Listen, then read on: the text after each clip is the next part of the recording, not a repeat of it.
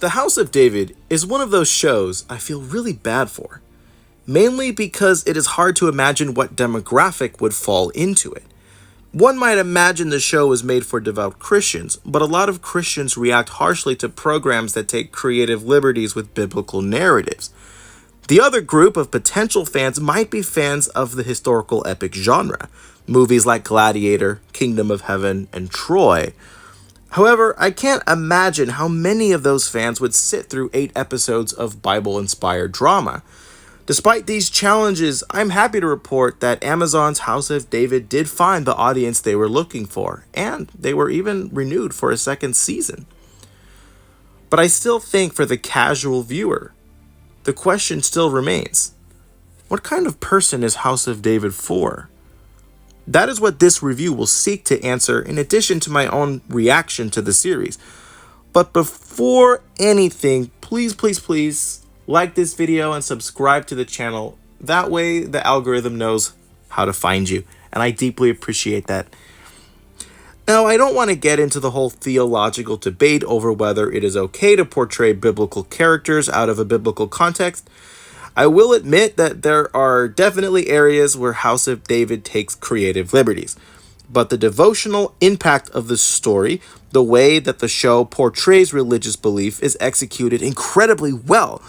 This was nice to see, because even masterpieces like Gladiator, they struggle with this. Ridley Scott struggles with this, especially the end of Gladiator. I won't spoil anything, but sometimes it's very difficult for someone who does not believe in the religion of their portrayed character to really portray the religion the way that the religion should be, even if one doesn't believe it at all. Historical epics often get the cosmology of ancient religion down, but struggle recreating the mood and atmosphere of those beliefs. Given House of David was created by a devout Christian filmmaker and the lead actor share such convictions, it is clear to say that even if the show cannot create scenes down to the biblical letter, it is able to portray the genuine mood of these ancient Jewish beliefs. Good job, House of David. If you are the kind of viewer who wants historical and biblical perfection, I would invite you to look past these occasional inaccuracies and focus more on the spiritual themes of the series, because it delivers them very well. Also, David's lyre playing and Hebrew singing is spectacular.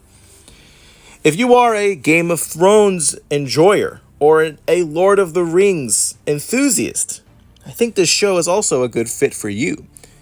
Even if you are not exactly of the religious persuasion, the set pieces, miniatures, and even some of the character portrayals have exactly the same vibe. Funny enough, I find the character of Saul's wife to be particularly identical to Cersei from Game of Thrones. She weaves together all kinds of political corruption just to keep her family members in power, and enjoys the lavish benefits of royalty with the same mannerisms that Cersei does. I wouldn't be surprised if John Irwin had the actress who plays Saul's wife study hours of Game of Thrones footage just to nail the character down the way Bryan Singer had Nicholas Hoult watch hours of Frasier just to nail the character of the Beast in X-Men. Other reviews have also pointed out how Samuel acts a lot like Gandalf, and yeah, Samuel in the series is basically an Old Testament Gandalf. And you know what? I'm absolutely fine with that. After Amazon butchered the Rings of Power, I think building new characters around characters audiences already adore might be a great way to get the creative ball rolling. Hopefully, these characters can develop a bit in Season 2, but for now, I think anyone who enjoys Game of Thrones or House of the Dragon, but finds the political complexity a bit tedious, might really enjoy House of David regardless of their religious affiliation. As for historical accuracy, I can imagine a lot of people really care about whether or not set pieces and traditions are portrayed accurately in the historical record. The stuff that might go beyond what's expected for the Bible to announce, because the Bible can't always cover everything. The show evidently went through extreme lengths to make combat and architecture convincing. Where the series recognized areas of historical uncertainty, they were able to successfully fill in the gaps with real archaeological findings. For example, it is a little tough to portray the Philistines when the Philistines left no historical record of themselves or their language. The series used what archaeologists have found, notably pottery from Philistine digs in Gaza, that revealed their vessels bore a striking resemblance to the Bronze Age Mycenaeans. And so, Philistine palaces in House of David were decorated to look like Mycenaean ones. With this, I can confidently say that even history buffs can at least appreciate the effort that went into these 8 episodes. And that's really all I have to say about this.